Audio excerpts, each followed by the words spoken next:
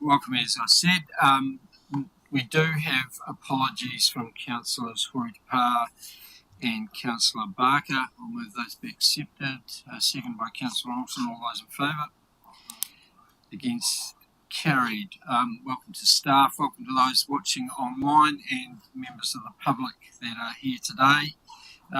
We do have one member of the public who wishes to speak to us on the submissions for fees and charges, and I'll get Viv to come up shortly. We'll just deal with the other procedural matters. Any late items?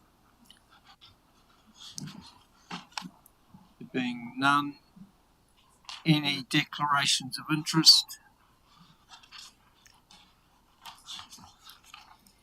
Right, confirmation of the minutes. The meeting minutes.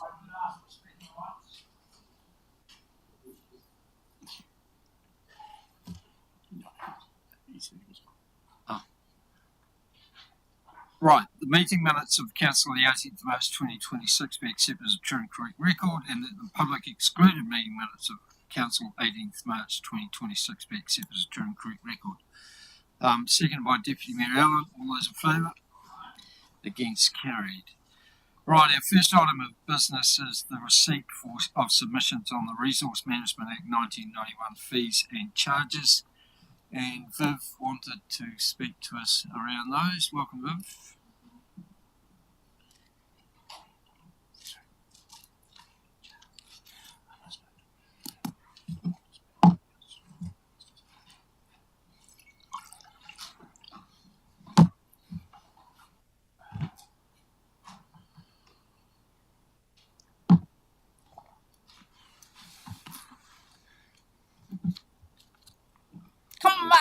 Kamati, core. I want to get your attention. We seem to have a lot of public excluding in this new RMA that we seem to be having, which is very sad, I can see. When I first looked through the documents in the February one, they started at page 19 and went up to 122. I counted all the ones, blah, blah, blah. There was 527.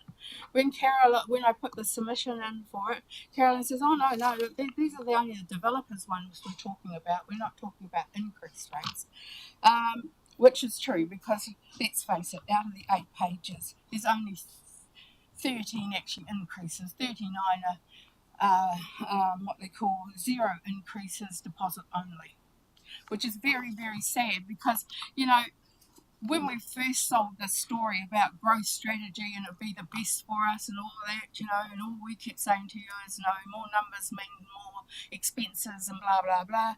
Everybody laughed at us once again, you know. And all we see now is exactly the same. That's the growth strategy, the blueprint, the sage bush policies are crippling the Horowhenua. Developers are actually leaving us broke. Operations planning, you're getting with bigger rip-offs where they stop going to try and cut out the treaty obligations to be taken out, watered down. Why? Increasing debt 5-fold intergenerational now, then using that to flick off even more of our town assets to the enemy. Anzac Day, what a wonderful thing, remembering all those who have died for democracy. Did you realise Maori land was taken off them for Pākehās coming home from the war? But none was never given to the Maori battalion servicemen. This goes on and on, I'm afraid. This local round of reforms are like that. Developers waiting to swoop in, HDCL 680,000, plus stripping grant money for jobs, green for nature jobs. Rid us of charities and shackles and stop getting the kickbacks, vested assets and all the other Klingons that are out there. These are our car parks, our memorial hall, our village green, our trusts,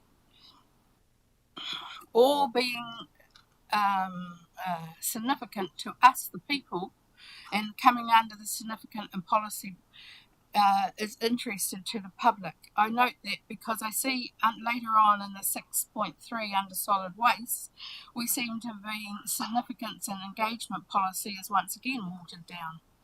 I believe the council should not have immunity either. No council is above the law, the King says, and I don't think anybody should. I put an example of Grenadier Limited in there, and I found also in 16.3 there was an interesting reading about the New Zealand Bill of Rights 1990. Thank you. All councils need to see sense. They are dealing with our taonga, groundwater, land and air. Leave our open spaces and reserves alone, please. Stop claiming land under public works, like by the railway, not HDC's developers to take. Things which haven't been included to the public are things like the land transport, land transformation of the centre, even solid waste. We all need public inclusion on. I think also when we saw McGuinness's coming in 2 weeks ago, we pointed out that due care and diligence should be taken for these developers who keep coming back for a second bite at the apple, just like McGuinness Limited. They're a company under themselves, but I see that how they snuck through was under this new development contribution policy that has other little bites and cavities at it. Sorry to interrupt, but okay. I do not agree with this. We're talking about fees and charges. The charges, sir, should be increased tenfold, just like the 527 that are in the other pages. And I went over to the library and got the draft from over there, and the pages start at 19. The only development one in there is about the fire department having it. This was under development and properties, and I thought to myself, well, that's very sad. Somehow or another, it seems to be 2 sets of books going out. Any questions? Thank you. I just want to say, Viv, some of the things I think are getting mixed up in terms of central government. If you want to come and talk to one of us at any time during the week to sit down and discuss some of your concerns, just reach out to us, because I sense that you're extremely frustrated and you've brought a lot of information there. And if you can come and speak to us at any time. So I really encourage you, so that you don't feel this frustration, because it's upsetting for us to see how frustrated you are, to come and reach out and speak to us at any time. I'm available. We're all available. So you take us on that up on that offer.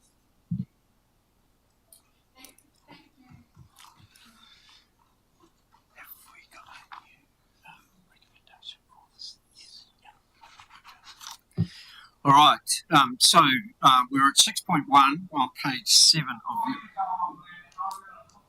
Tell you something right now. Sorry, Charles, you were... Once I'll take the new city, I'm putting this council on notice, I'll put the regional council on notice, and I'm taking it to the 6 political parties because they're talking to me. Charles, if you want to sit... You are breaching the Resource Management Act. So I'll pass that on notice to you all to...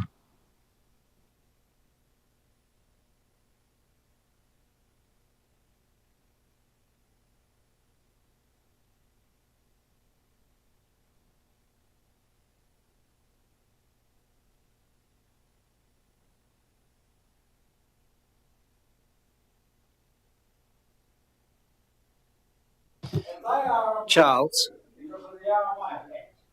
Charles, you... I'm taking that to all the political parties and you'll be placed on notice. Charles, you were offered...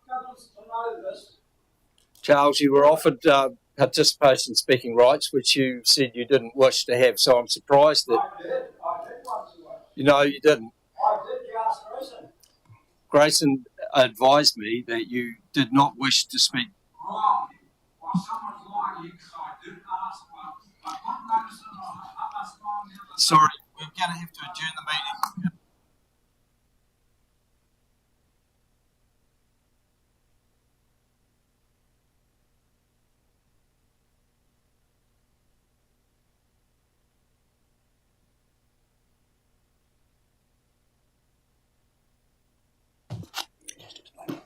Yes, certainly. I'll ask Grayson to explain what happened and why. Thank you, Mayor Bernie. Mr. Rudd did contact us yesterday at 9:30 asking to speak in public speaking. He wanted to speak about public excluded and other matters. He wasn't specific enough. I went back to him and explained that he couldn't speak on public excluded matters. I referred him to standing orders. I asked him also to clarify which point he wanted to speak on, and asked him to contact me. Again, referred him back to standing orders. This morning I spoke with Charles when he came in, and I explained to him what I'd said to him yesterday. I did then clarified with him, was there anything he wished to speak on this morning? I highlighted to him in the agenda the items that were available for him to speak on, and he said no, he didn't want to speak on any of those. He had other matters, and he asked me to distribute a copy of this to you, which I said I would after the meeting. So that's my interaction with Mr. Rudd. Thank you, Grayson. Right, let's move on. We're now at the recommendations on page 7. Sorry, Caro.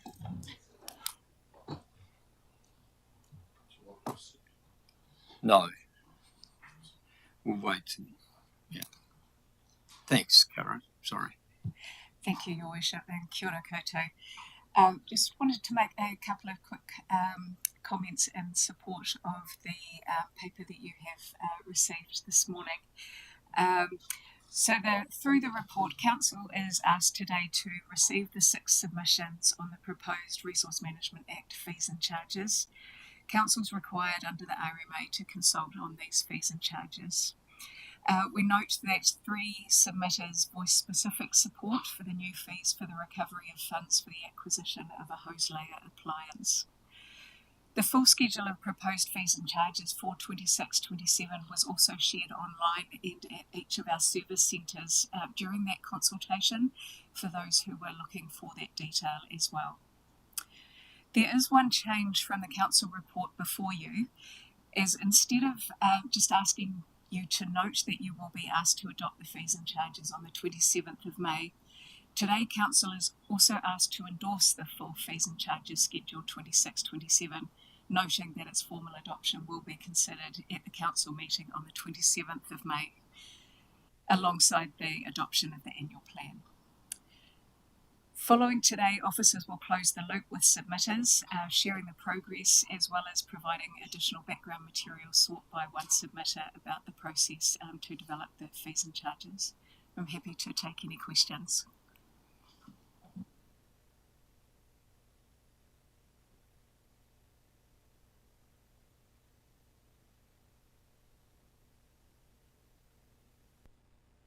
No questions?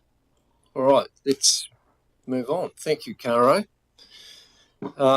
So the recommendations are, and you'll note that recommendation C has changed.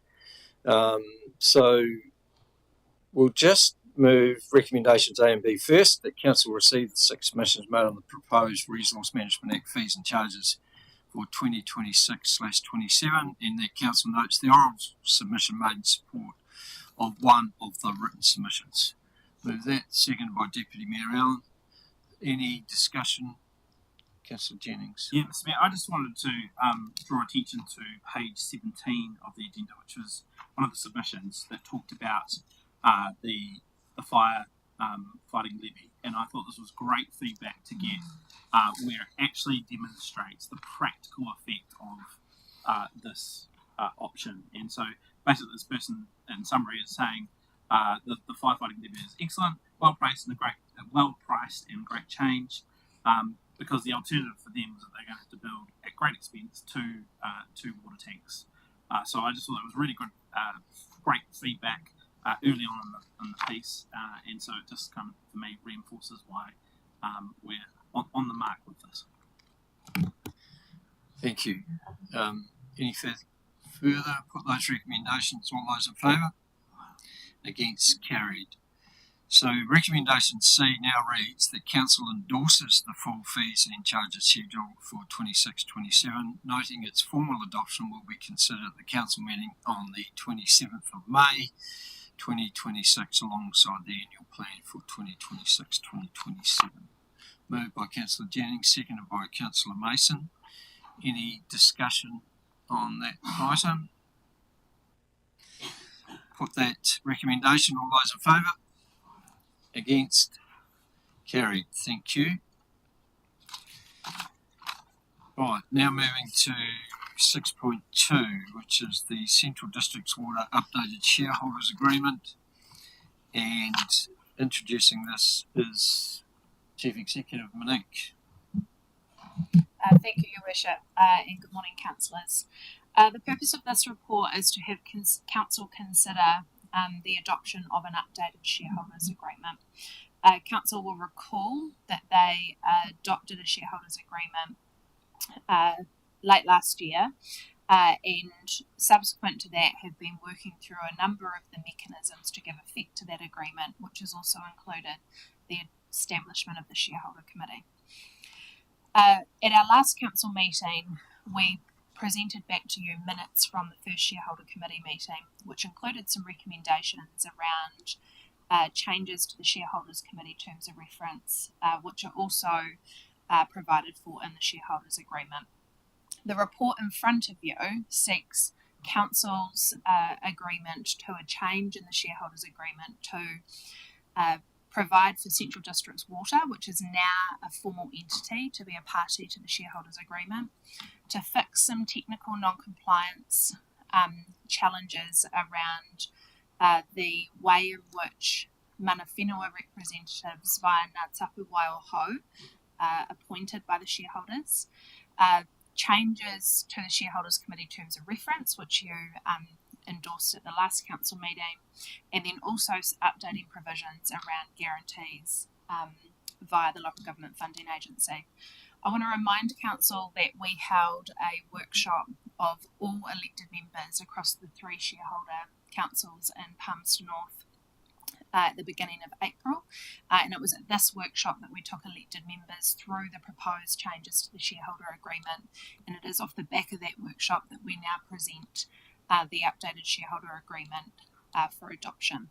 I'm happy to answer any questions, Your Worship. Thank you. Any questions for the Chief Executive?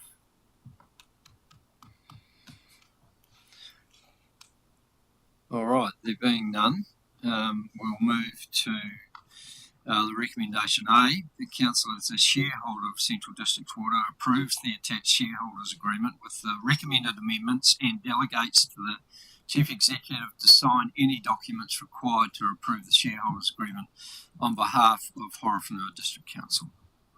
Moved by Councillor Fox, seconded by Councillor Mitchell-Kuta. Any further discussion or debate? Councillor Jennings. Yeah, thank you, Mr. Mayor. Look, I'm a bit torn on this because I'll start off by saying, as the shareholders representative appointed by this table, I recommended on with you for these items to come back to this council table, and so because I didn't have a mandate to do anything else. But today I'm not going to support the resolution because I have some concerns about the proposed change to the appointment of mana whenua representatives. And my view on this is that it's getting further and further away from what this council democratically decided in terms of how the appointment process would occur. It further, I guess, dilutes in my opinion, the council's ability to the authority of the council to appoint and remove, particularly where we don't have, if the situation arises where we don't have confidence that that person might be acting in the best interest of the district.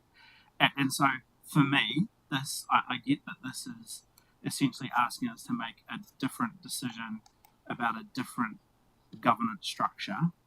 But for me, it gets further away from the commitment that was given to us, not by our officers, but by the team that were talking to us about the shareholders agreement. And I'm really uncomfortable with that. And I struggle with this because I want to be pragmatic and I want to support the Central District's water structure and not be a pain in the backside. But this, for me, was an important issue. And it relates also to the memorandum of understanding that was going to be developed between the mana whenua grouping and councils. And this feels to me, again, like we're getting ahead of that process. And so I'm uncomfortable with it. And that's why for that specific one of a number of proposed changes, we're taking them as a whole grouping here. I can't support it. And so for that reason, I'm voting. I'm going to be voting against this resolution. I do agree with some of the other changes, but that specific change for me is problematic. Councillor Fox. Thank you, Councillor Jennings. I hear some of your concerns. I, on the other side, are going to be pragmatic. I don't believe this changes governance. So yes, there is changes to what was originally agreed to, but I don't believe that they are changing the ability for this council to work with the other councils in a constructive manner. And lastly, I believe that we should be guided by the iwi groups to decide how they want their representative to be, and that was to me one of the foundations right from the beginning. And yes, it doesn't look like what we originally agreed to, but I'm happy to trust in the process.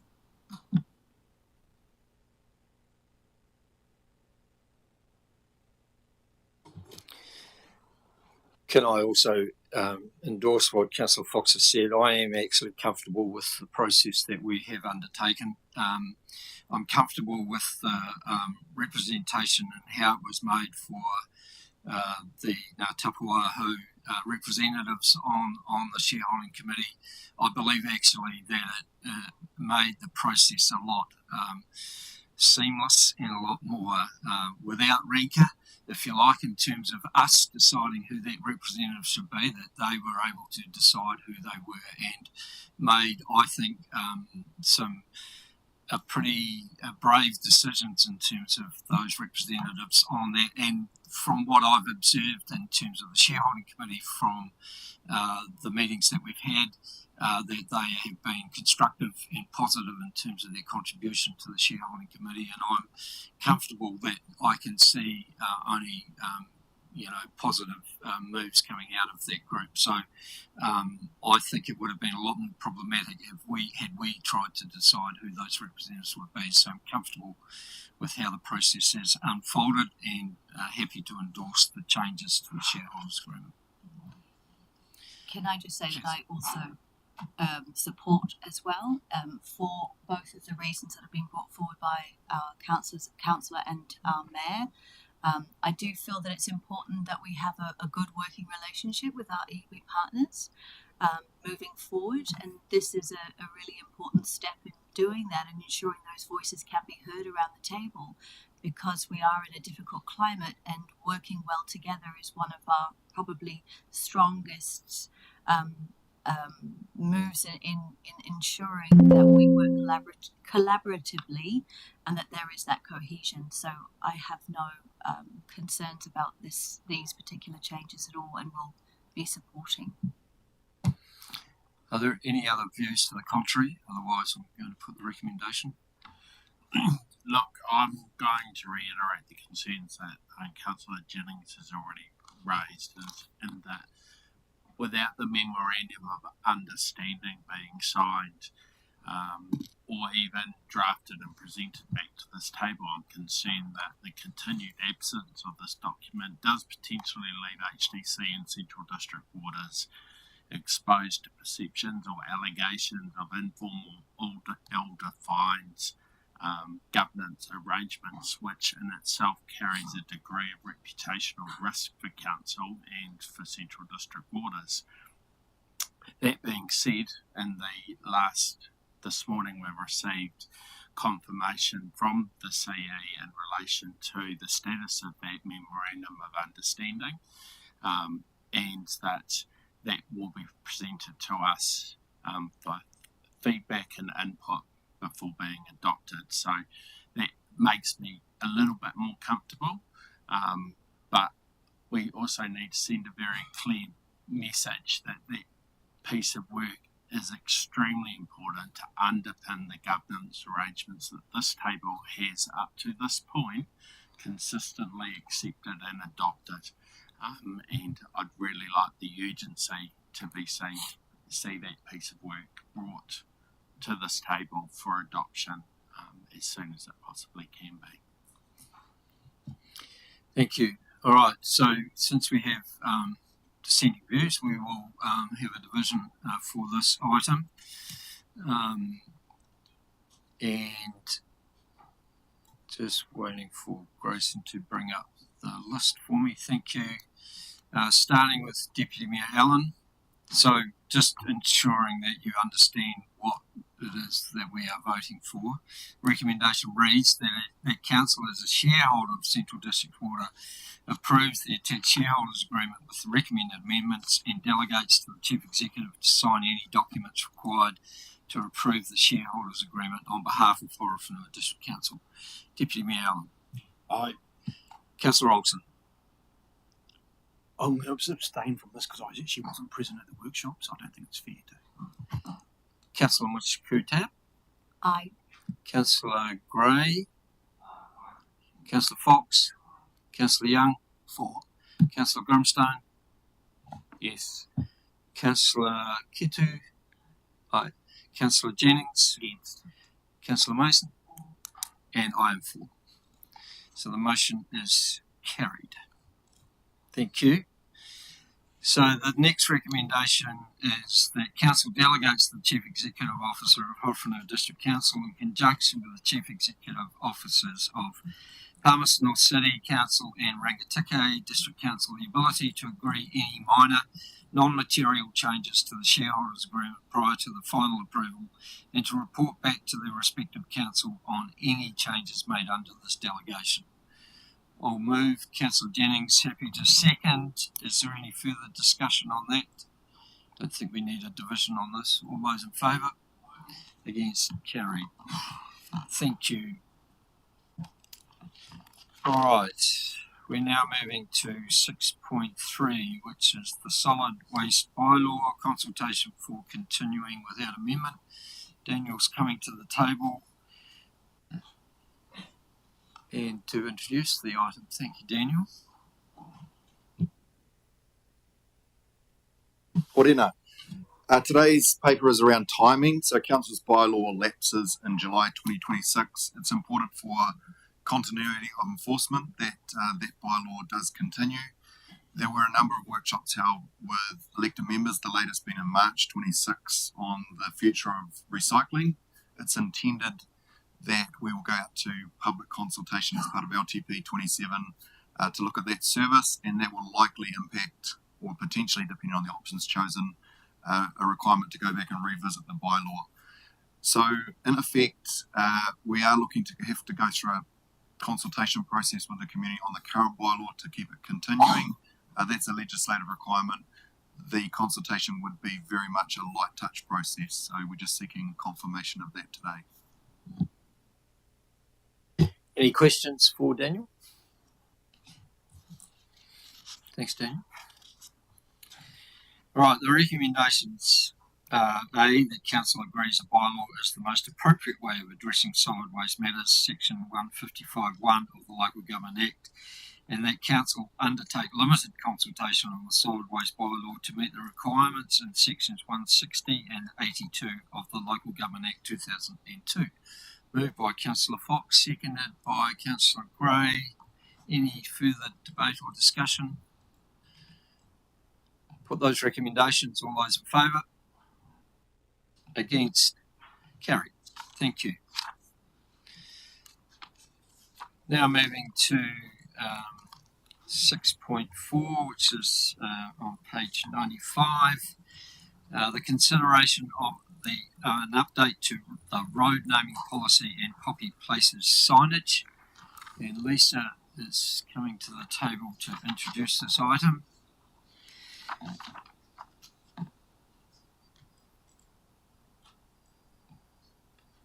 Thank you, Lisa.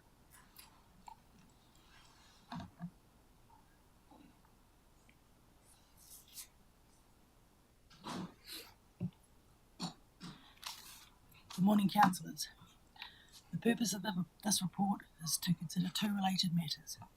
Firstly, the consideration of the proposed road naming policy, road naming and street numbering policy, and secondly, the consideration of the offer from Poppy Places to retrofit some existing signage to commemorate service people. The road naming policy contains a number of proposed changes intended to streamline and strengthen the current process. The related road naming register will come to council at a later date for further consideration. Some changes to note on top of what is proposed in the policy already. Clause 6.4.1c. I wish to propose an additional deletion there to delete the phrase appropriate consultation and advice from iwi may be required due to the inclusion of the proposed requirement to consult with iwi in clause 6.1.4. That wording is considered to be inconsistent with that, so to bring all the wording into line and to clarify that consultation with iwi should be required, and to clarify that the three-year review period that is proposed is to bring this into line with other council policies which generally have a 3-year refresh and review period.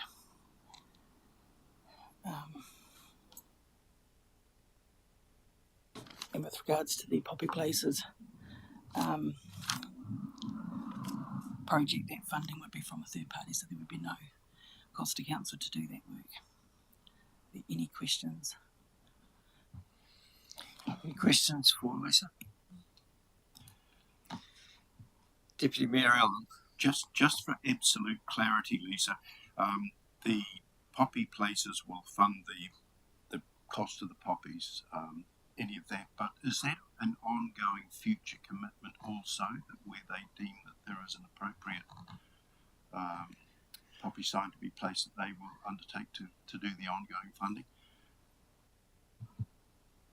The discussions I've had with them are that they can do all of the current places all of our current road names that have that are related to service people, they can do that work. If future road names are related to service people, that cost may fall on the developer to put the poppy on the sign, or it may be a chance to revisit then, but there is the commitment that they can do the current signs through if they have the third party funding themselves. Yep.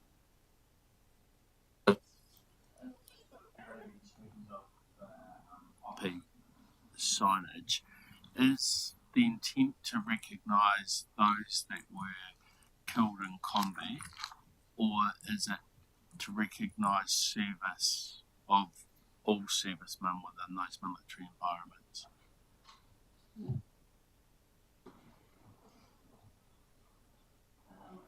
My understanding is that there is a bit of both that occurs, because if it was only people that died in service, you wouldn't get the likes of Willie Apiata or Eric Batchelor being recognised, and they were, highly decorated service people.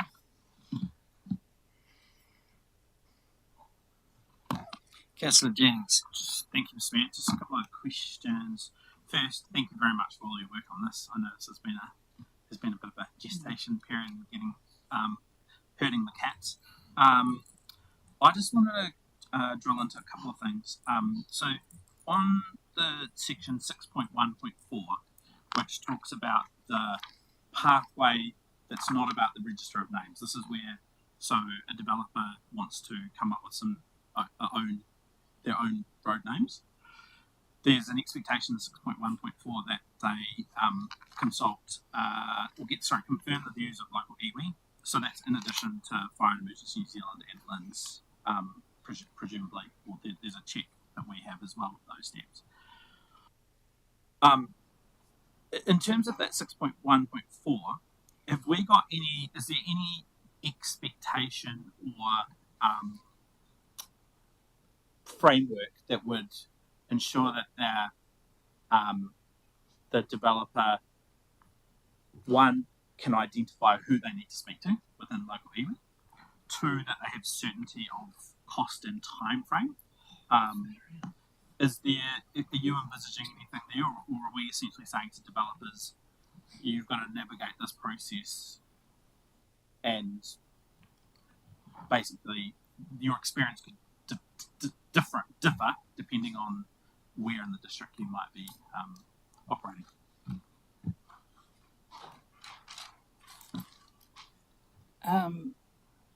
So I would expect in the first instance that if developers were unaware of which iwi they needed to consult with, they would come to council to ask the question and we could direct them there.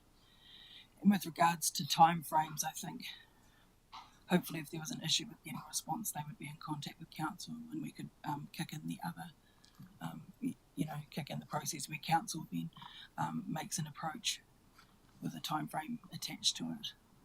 But I think we have consulted with Muapuka and they've indicated that they should be able to give us a fairly quick turnaround because when they know essentially that a road name is appropriate or not. We haven't finished consulting yet with Te Tūmatakahoki, but I would be looking to get some sort of expected time frame from them so that we can be open and transparent about that. And then just a second question, thank you, Mr. Mayor, is around if we wanted to ensure that inside the policy there was kind of a specific approach or set of rules around what happens post revocation of roads in the context of O2NL or potential revocation, potential changes to local roads. Would you see that as a sort of a specific insert into that policy, or would we deal with that through the road naming register? What I'm advocating for, I guess, or interested in, is council playing a bigger role in that context. So can I just have you? I think the most natural fit would be within the policy itself. I expect the road naming register, that could be an online document or something that looks quite different to the policy, and if there's a expected procedure, then the policy is the best place to put it. Good. Thank you, Lisa. And appreciate the video too.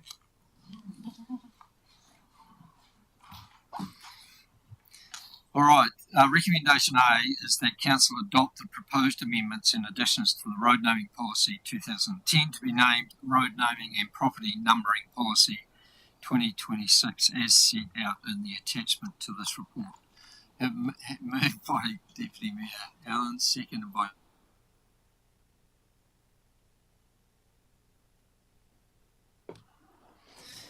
put that recommendation. All those in favour? Against? Carried. Thank you. Right, recommendation B, that the Chief Executive be given delegated authority to make any minor consequential and editorial changes to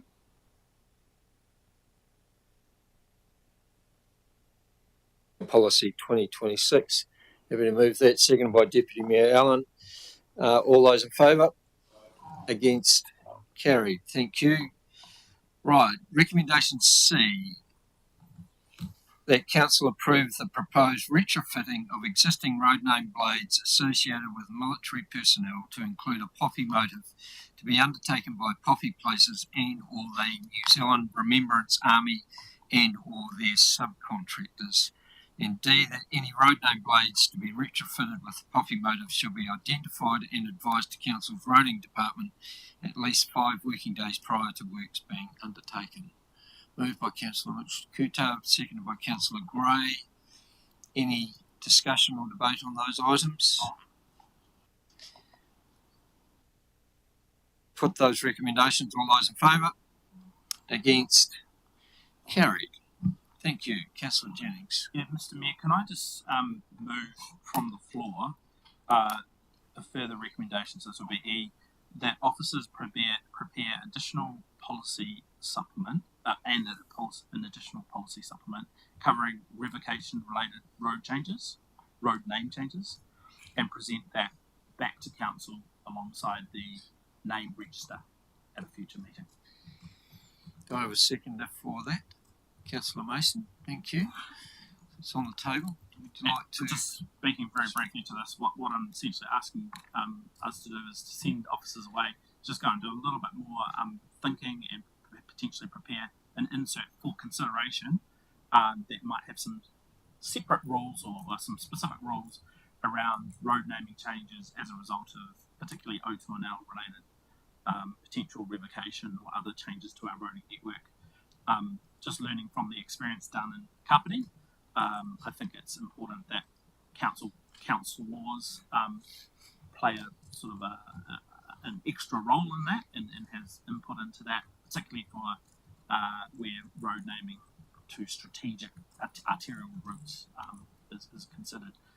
So I'd just like the opportunity for officers to kind of do some thinking about that and provide that back for us for further consideration.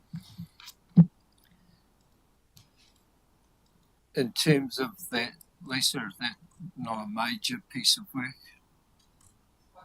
Quite a general. Okay, thank you. And when, time-wise, do you think we might then, is it 3 months, 6 months?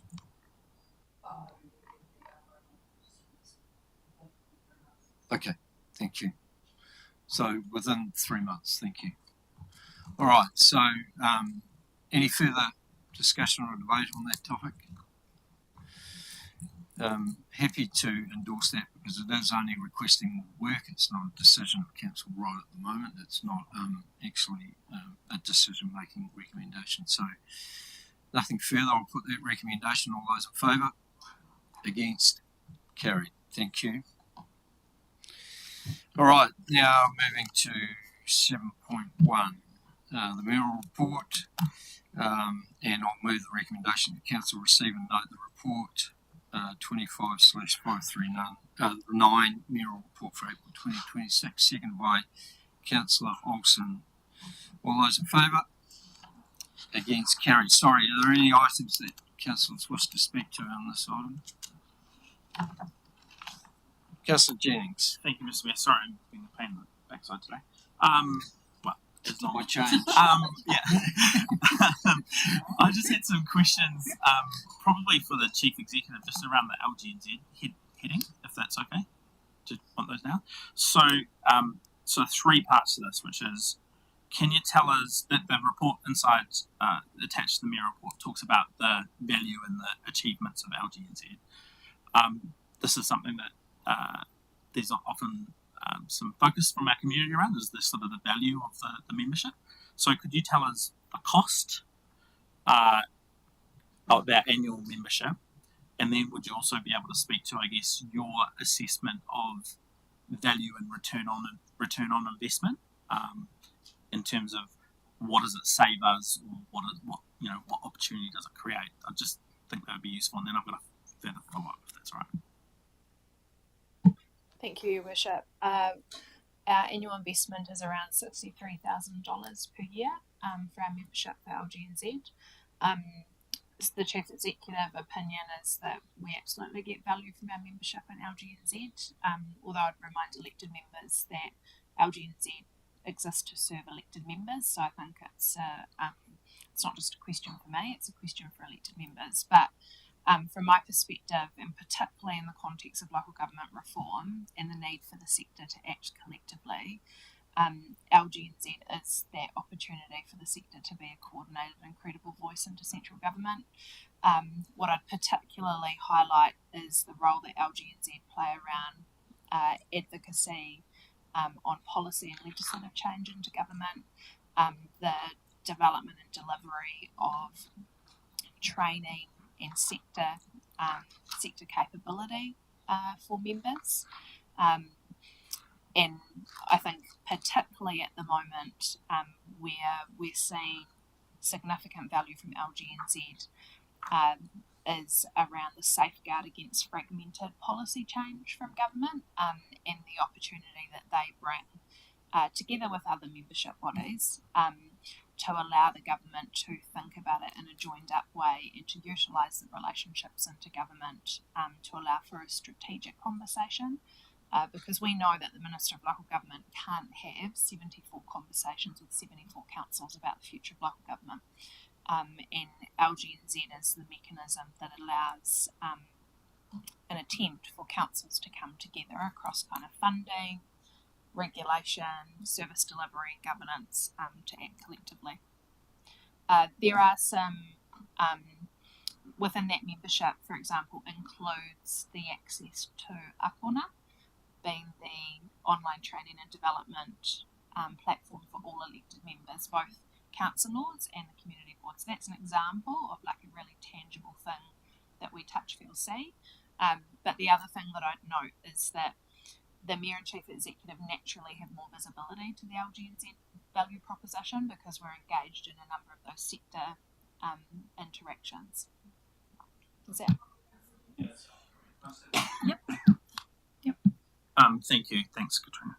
So just the final question was, do you have any early observations or thinking around how council would navigate continuing with its LGNZ membership in the context of the Systems Improvement Bill, which obviously seeks to kind of narrow and define council's core activities? Like, is this going to be the kind of thing that is compatible with that, or is this going to be something that's potentially going to have to factor into our consideration around does it stay or does it go? Thank you for the question, Councillor Jennings. The Systems Improvement Bill narrows the definition of what is core and non-core, but what it demands more than ever is good governance. And I think what Local Government New Zealand offer is the opportunity to ensure all elected members across New Zealand deliver good governance. So I think because we might deliver less, I don't think that I don't think the core versus non-core naturally leads us into a conversation about, well, can councils justify its membership? Just like councils will have to evolve and be future fit, LGNZ will need to evolve and be future fit. And so it might look different, but in a world where we're navigating the tsunami of reform, if anything, the place of LGNZ is more important as councils transition. That would be my initial advice, Councillor Jennings. But given time, I'm happy to do some analysis on the pros and cons for you. I'll just put a perspective from an elected member in terms of what LGNZ offer or have offered for me and why I think it's important for our council in general, if that's all right.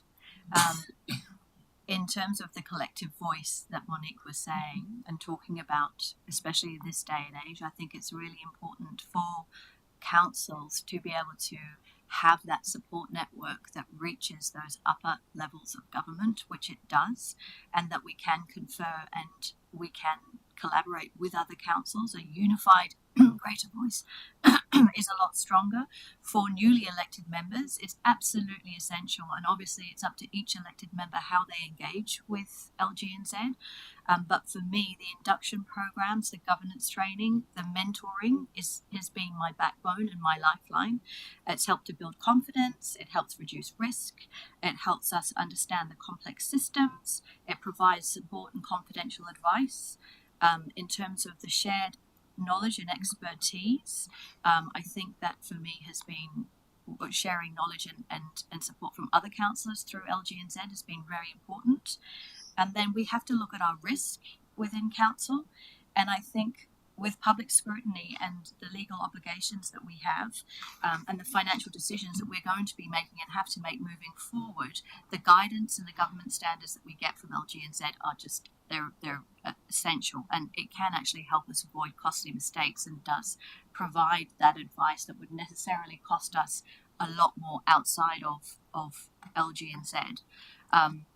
And I just think if we get rid of it, we've got to look at the risks associated with that and the benefits by staying in. So I absolutely, it's my go-to and I love it. Thank you. And one of the reasons why I put this report into the report was to have this very discussion. There's been quite a bit of chatter over the last few years about the value of local government New Zealand membership, so it was important to at least include the report so you could see what LGNZ can provide. And as I've said before, there has been I think a sort of a change in the direction and amount of advocacy that LGNZ have made in the last little while. As Chief Executive intimated, there is absolutely no way central government want to deal with 78 different councils. They would not in any way, shape or form want continue to do that. And there have been, I think, some really good strides made and benefits given, as you can see through the report. And I'm confident actually that the future for LGNZ is much better when we are together and not fragmented and trying to all do our own thing. So, thank you. Councillor Mason, you wish to add something? Thank you for your report, Mayor Burney. Much appreciated, as always, and for the inclusion of that work around LGNZ. But I just want to acknowledge the inclusion of the report on council workshop items and just acknowledge that this, I hope, gives public, our community, some confidence on the work that we do on a weekly basis and the availability of information that comes to us through workshops. So appreciate the inclusion of that in the report. Thank you. So have we moved and passed that recommendation? We have. All right. Nothing further then. Let's move on to 7.2. And I'd like to invite the chair of the Te Awaho Foxton Community Board to the table to present his report. Welcome, Ross.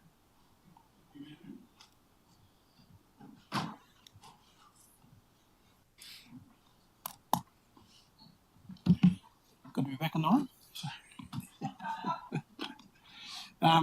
Thanks everybody. Just listen, happy to answer any questions, but just probably to highlight a couple of areas of the report for councillors' information really.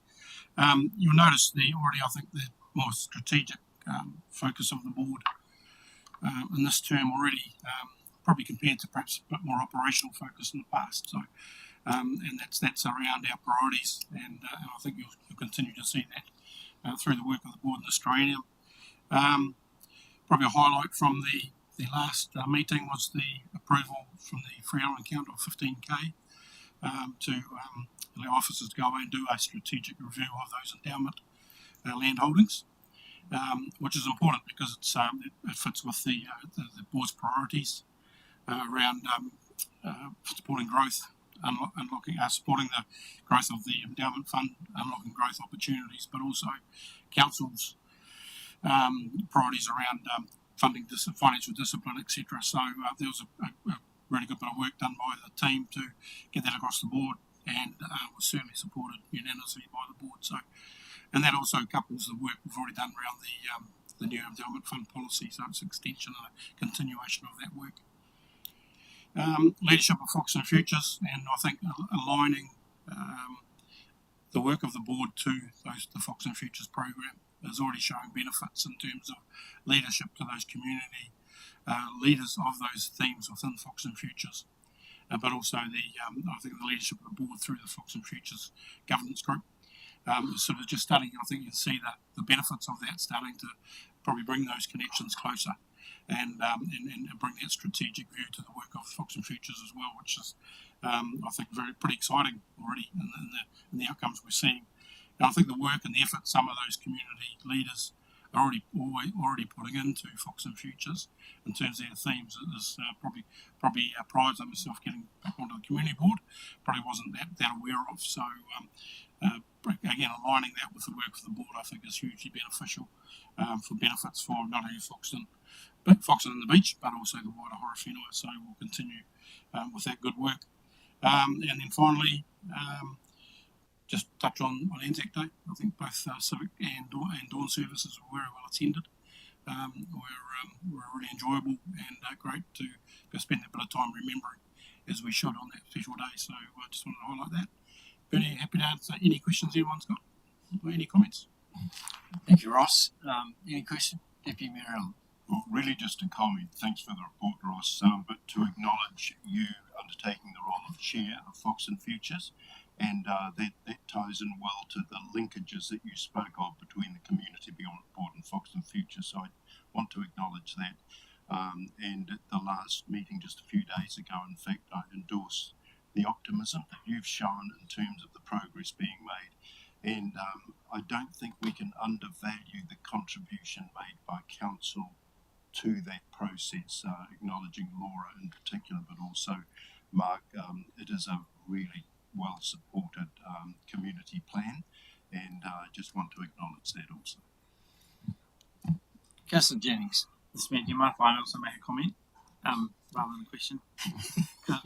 Thanks. Because I think we do need to applaud you, Ross, and your team for the leadership that's happening. Like, it seems like the board is really humming along very nicely. And if I was a member of the Foxton Beach or Foxton community, I'd be very happy with the value for money that I'm getting from my Foxton targeted rate for the community board. So just a thank you and a congrats to you and your team for the leadership that you're demonstrating. Councillor Mason. Mine is a question but coupled with a comment, and again, thank you, endorse the work that you're doing and endorse the collaboration with Foxton Futures and the Te Awahoe Foxton Community Board and with Council. But we are in a time of change as a district with O2NL and all the work that's being done, and you will be, and it's often mentioned, one of the first towns north of Wellington that people come to. Do you feel that with Foxton Futures and Te Awahoe Foxton Community Board, there's enough information for you around those changes that are coming, or could you be more engaged?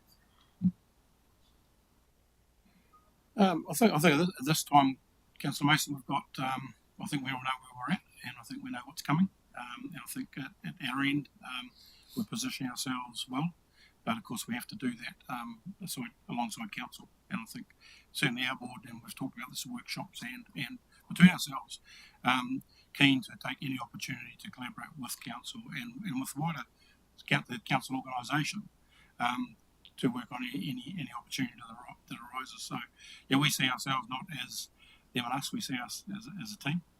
While we're focused on the Foxton Beach area, we realise that the whole district benefits from this. So it's not a them and us for us; it's an us. So any opportunity to work together, collaborate, share information.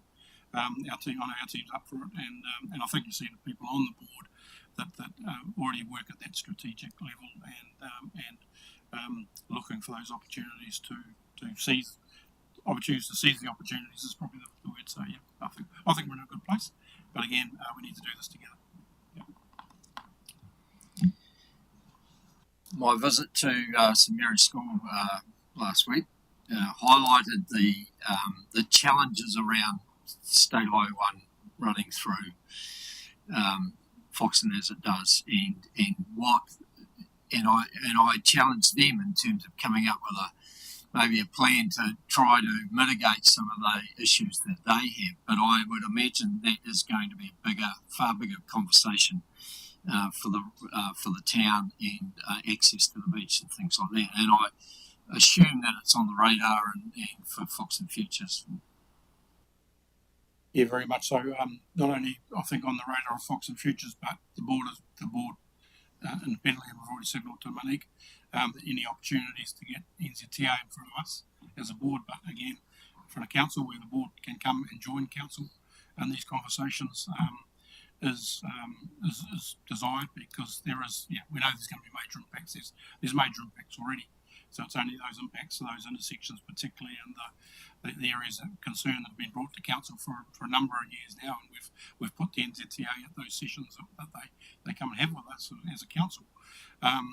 Any opportunity to talk to them and push that along, absolutely, we're keen for. So, I don't think there's any easy answers to it, but the more we can get and have those conversations, the better, to support our community, because it is something that comes to us regularly from all parts of the community. Is what's that going to look like when that expressway opens? What are you doing about those intersections and that ability to transit across that roadway? So not only for vehicles, of course, but pedestrians, knowing there's schools coming and going from each side, and school children, etc. So, and on that east side, there is a lot of children live on that east side that come into the township, etc. regularly, the pool and the Te Awa precinct, etc. and spend time in town. So it is a big concern, and again, any time we have that we can spend with the NZTA to push that along would be appreciated, and certainly is sought and desired by us, and again, signalled to Monique. So.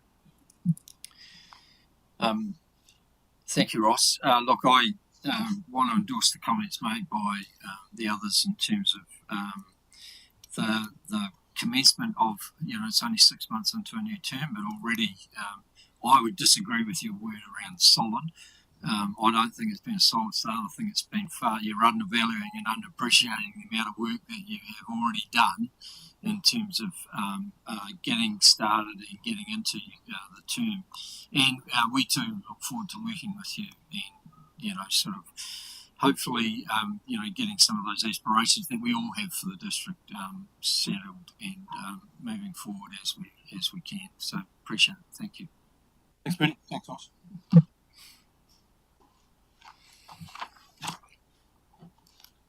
All right, we now move to 8.1, which is the change to the sensitive expenditure policy. Oh, sorry. We need to move the report that council received and note the report for the Te Awaho Foxton Community Board Chairperson's report. Everyone stuck their hands up at the same time. That's great to see. Councillor Oxon, Councillor Fox, all those in favour? Against, carried. Thank you. All right, 8.1, the change to the sensitive expenditure policy. And Steve, are you coming forward? Thank you. While Steve just comes to the table, we do have recommendation A that the report be received. Moved by Councillor Mitchell-Kutab, seconded by me. All those in favour? Against, carried. Thanks, Steve.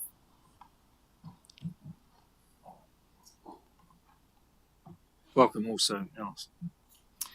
Thank you, Mayor Bernie, councillors, and Monique. Thank you for the opportunity to present this paper. It is a procedural paper, administrative based. We are making some slight changes on the basis of improving financial accountability, financial hygiene, and our financial discipline, all under our areas. Is there any questions? I'll take the paper as read, so is there any questions? I think we've had one question from Councillor Jennings already. Yeah. If I could preempt you, because I know you're chomping at a bit there. With all our expenditure, there is expected to be a purchase order.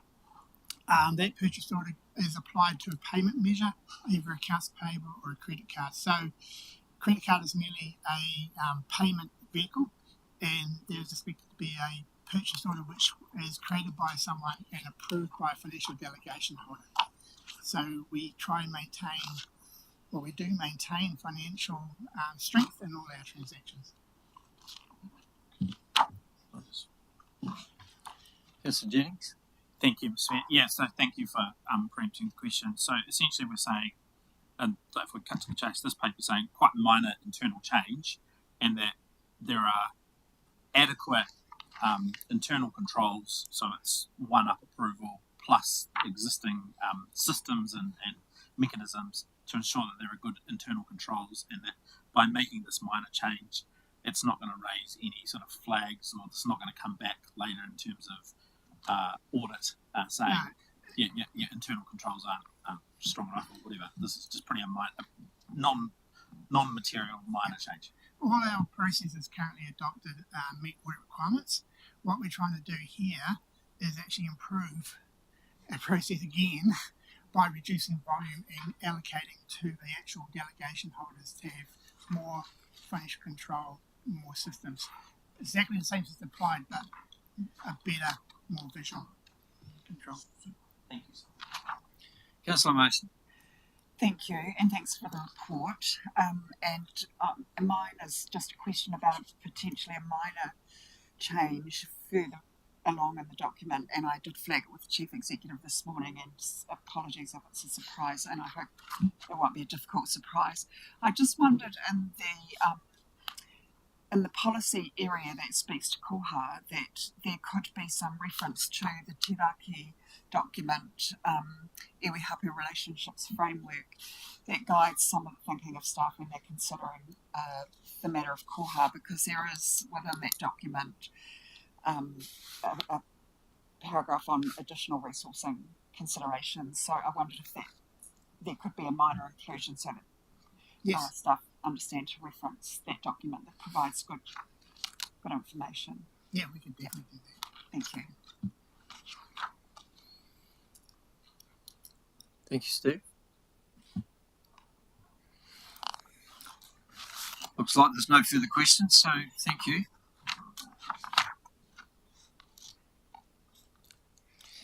All right, the recommendation is that the amendment to the allocation of corporate credit cards within Part 7 of the sensitive expenditure policy be noted. Moved by Councillor Jennings, seconded by Councillor Mason. Any further discussion or debate? I think the thing intrigues me is that we have a policy which is about 20 pages long, all on sensitive expenditure, and then there are about 11 other policies that sort of surround it, like vehicle travel, mobile procurement, conflict of interest. So, I mean, the systems and processes in place pretty much are very, I won't say cumbersome, but strict, and obviously necessitated. So it's good to see that we are following good process and good procedure. Thank you. Put the recommendation. All those in favour? Against? Carried. Thank you, team. All right, we're now at the interim organisation performance report for April, and I'll just make the recommendation that the report be received and noted. Seconded by Councillor Mitchell-Kutab. All those in favour? Against? Carried. Are there any questions of officers regarding this report? Councillor Jennings. Thank you, Mr. Mayor. Yeah, look, going straight to page 199 of the agenda. So, talking about priority 3, financial discipline. Basically, just wanted to ask about we've got the internal operating savings target, and you've been doing some amazingly great work to achieve that. And I just wanted to give you the opportunity to talk about, I guess, the impact of the fuel issue and what you're seeing in terms of that, and how much of that actually is adding pressure to realising that target, if you're happy to speak to that.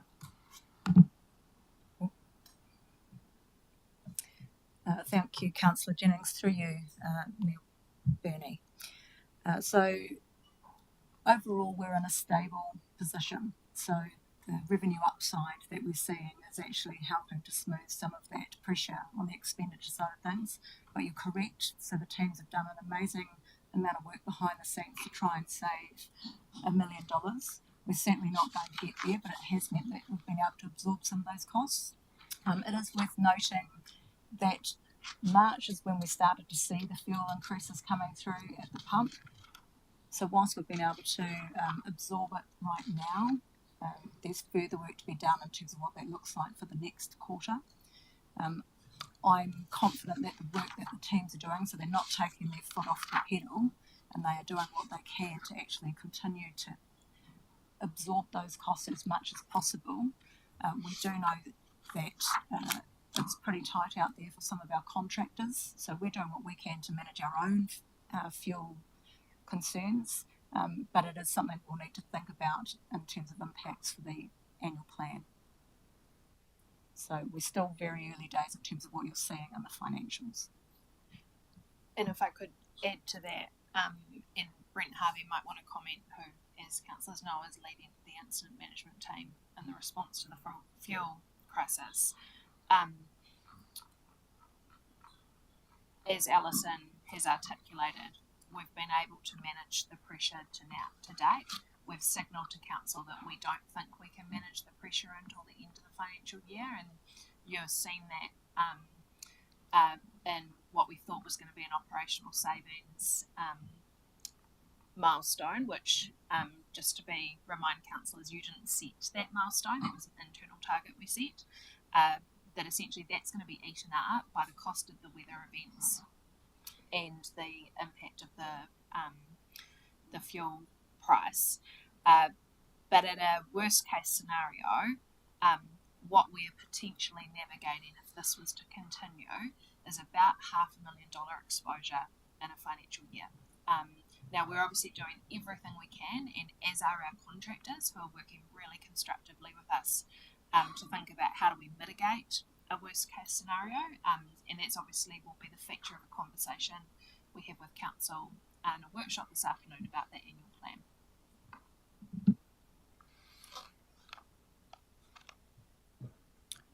Sorry, Alison, could you just turn your thing on? Yeah, Councillor Jennings. Final comment from me, Mr. Mayor, is just feedback on from about page 200-ish, 205-ish, which is the capital program, and just the additional level of information and insight into the committed, uncommitted. I found that really, really useful, so just wanted to acknowledge and thank you for that. Turning that into a question, I presume that there's given the commentary and the figures that are there, there's kind of a high level of confidence in that data. It's not, it's not too up in the air, but there seems to be a reasonably high level of confidence in that number. So there is there is a high level of confidence. There are, of course, opportunities for things to pop up that we're not aware of. We are looking at, rather than it being a $38 million forecast, bringing that back down to about 32 million, with sort of 2 million either side as a bit of a risk contingency here. Councillor Mitchell-Kuta. I just wanted to note how lovely it was to see on the report on pages at 23 and 24 in terms of the organisational values, and the fact that Shannon School came out top in terms of its reading ability and the amount of students that clocked in to read, and then how important our libraries were, that we consistently year after year have feedback from our community about how much they use and they respect the library, and how important it is to them, and just looking at some of the letters that were written in, and also highlighting that we're trying as much as we can to fill that void within the community with the constraints of the cost of living, with other options and things for our community to do, including the Waitariri run, which was fabulous. So really that was a positive thing for me to get out of that report. So I just wanted to acknowledge that and say thank you for that. Councillor Mason.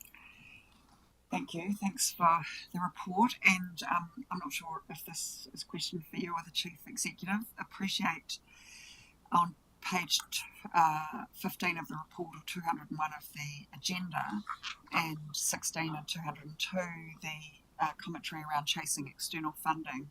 And I know this is critical to council, and I just wanted to know, great to see those applications that sit there currently, but are there opportunities that we're constrained by because of resourcing issues to chase external funding, or are we in a position to do everything we can, or could we, have we got challenges, or are we doing everything we can? Thank you, Councillor Mason. We're absolutely constrained because of our resourcing. And I would note that in the Chief Executive KPIs, while Council have identified this as a priority, it's not a strategic imperative. So it's what I've heard from elected members, it's when you can, not make this the top priority. But I think certainly as Council look to navigate its long-term plan, Council might want to consider in the pursuit of finding non-rateable revenue, how is that prioritised in the way that we invest in it? Just a question from me, Alison, in terms of the net debt to operating income, with the amount of money that we're spending now between the end of here and the end of June. Just wondered, would that figure change much in terms of that 188% that is currently showing on the graph on page 192? So we've just recently paid down some debt. Is that April? In April, so we'll actually see that come down, improve. Okay. Yeah. All right, cool. However, we're about to have some discussions on our credit rating. Right. We do know there's a preference for pre-funding of debt to be paid over the coming year. We need to be very strategic in how we approach that, because any debt that we can pay down will put this council on a much better footing moving forward. Cool. The other thing that's probably pleasing to see is that, well, not pleasing to see, but I mean, the amount of rates arrears seems to have stabilised a little bit, which is, is a bit more positive than what it was, going up as it had done for some time. Through you, Mayor Bernie, the team have been doing some excellent work, especially in the shorter term issues, so making sure that they're catching people in the very early stage of not being able to meet their obligations, and therefore the sooner we create that relationship with them, the better off they are in the long term. So they're doing some really good work. Thank you. And my final comment was just around the pool. For those, Clint and I went and visited yesterday.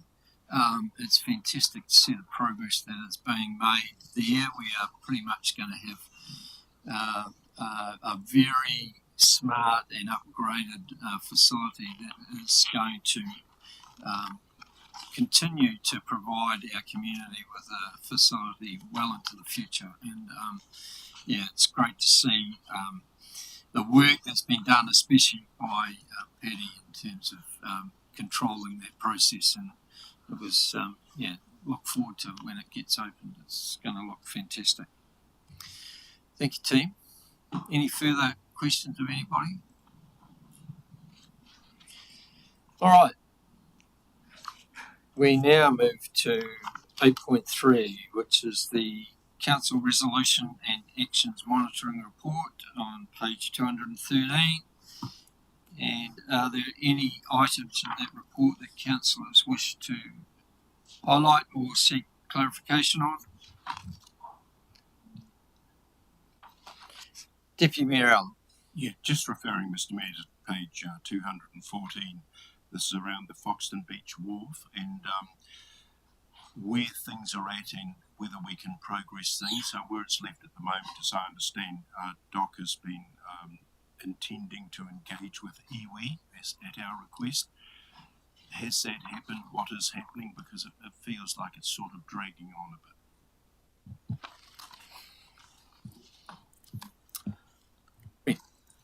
Through your worship, and thank you for the question, Deputy Mayor Allen. We are obviously engaging with DOC around the process. I don't have an update in terms of their time frame or where they're at, but I can commit to having some offline conversations and coming back to you with a bit more detail ahead of the next council meeting.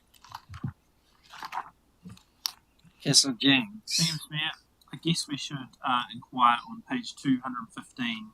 Red means off track, and so the Riverloop Reserve name topic. That's can you just talk to us about where that's at? Is it action on council or is it action on another party? Thank you for the question, Councillor Jennings. As per previous updates, Council has been working with Te Tumata Kahoki. Council will note we have statutory obligations to Rangatane. We have engaged with Rangatane, which has also resulted in engagement with Moepoko, and there is differing opinions between the three iwi on a way forward. And so we are taking some time to navigate that, but anticipate that we'll present a report back to the Te Awaha Foxton Community Board at its next meeting, which essentially we're trying to find is there a way forward where the three iwi agree, and obviously in a pre-treaty settlement environment needing to navigate that carefully, Councillor.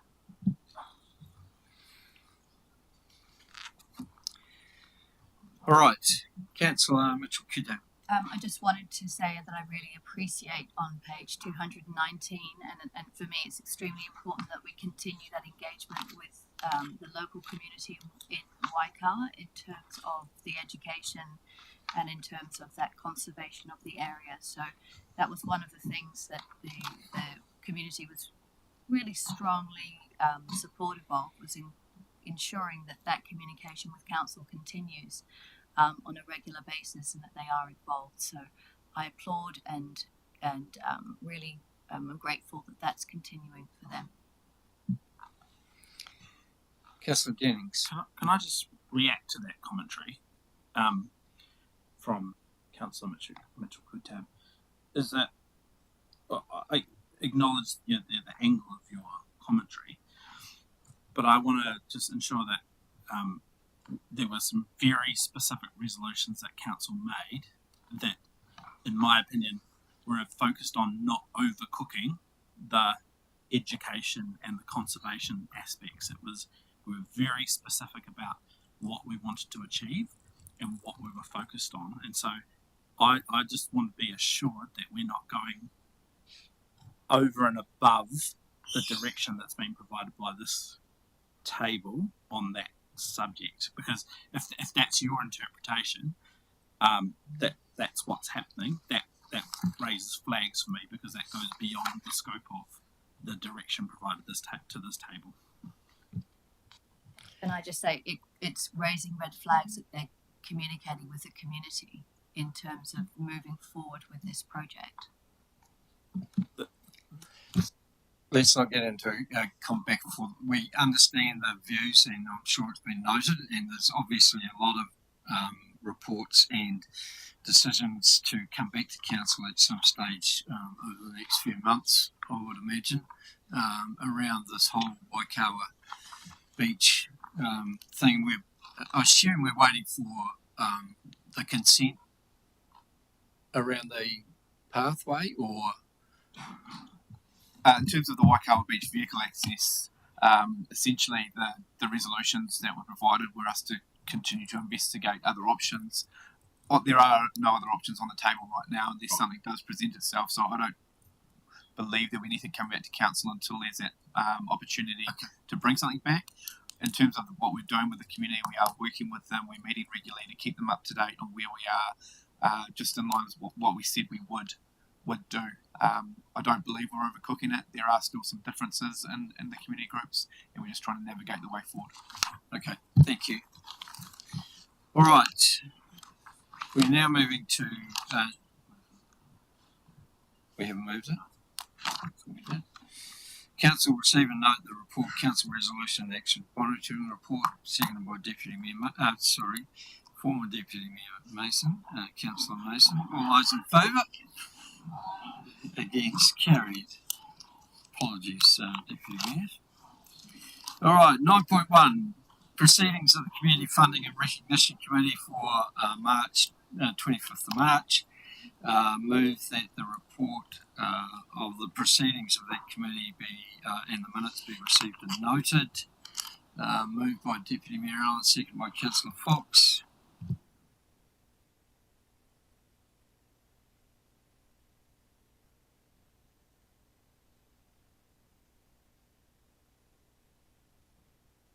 So